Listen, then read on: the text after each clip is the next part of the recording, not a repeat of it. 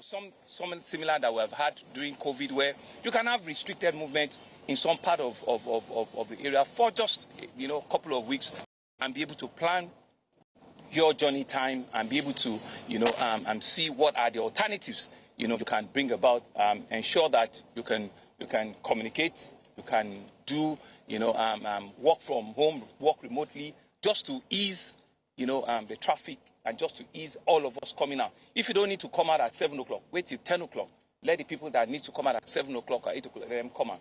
You defer your time 2-3 hours, so they can see that even the approach from Marina to Victoria Land is free. There's no, on the counter on this bridge, there's no movement at all. We're also thinking of another alternative. Can we do a counter flow from here? We're looking at that, but it also needs a lot of excavation. We are going to break a lot of things, and we don't know if that also will be fully effective, but we will consider that in the next 1 or 2 days and see the effect of a counter flow, using all of the traffic information that we currently have. So one of the things that I want to assure is that you are going to see a lot of last mile officers on the road. You are going to see a double number of last mile officers on the road. We're calling them from other parts of the city so that they're here.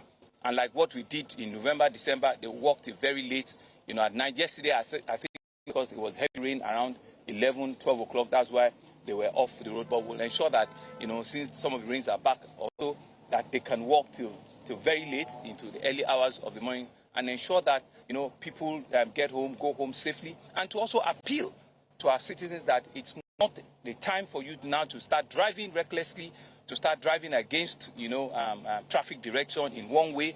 And these are some of the literally two things that patients, could help us solve, and so while we take the responsibility that, fine, this has happened, we needed to do this, our citizens also have a responsibility to ensure that they plan and they obey, traffic management, and all of the signs and signals that we have. We're about, yesterday's past is really how do we ensure that it doesn't happen today, next tomorrow, and next one. And that's why I'm out here in the morning to come and see things for myself and to explain, take responsibility, apologize, but let us now be able to move forward.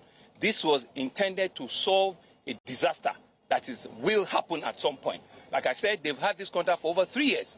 We've been managing the bridge underneath the water. They've had it for a long time. But like I said, there is never a best time to solve a difficult problem like this. Anytime you do it, it will be discomfort. But let's bite the bullet. Let's work together as a citizen, and we'll all come out, this better. Yes. Yes, the Honourable Minister of Works put out a message last this morning saying that the bridge should be opened immediately, and that almost caused some confusion across Lagos, because on getting here, like we can clearly see, that's almost impossible. So how do we reconcile that? I mean, with all due respect to my brother, my friend, the Honourable Minister, we are the ones on ground right here, and you can see for yourself. It's not about name mention or blame game or anything. We are in the same government, and we know that the intendment are good intentions.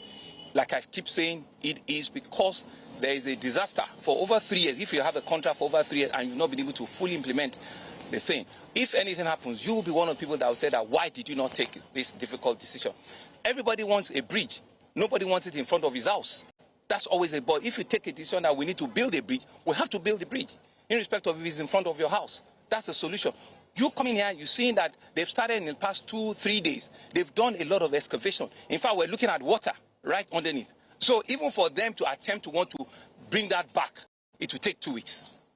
So you cannot, the bridge is not a place where you just put sand and people will roll and just, no. What if it caves in again? What if cars now go right into the water? So like I said, we are the ones on the ground. We will advise the minister, with all due respect, we'll advise him, we'll tell him what we've found out.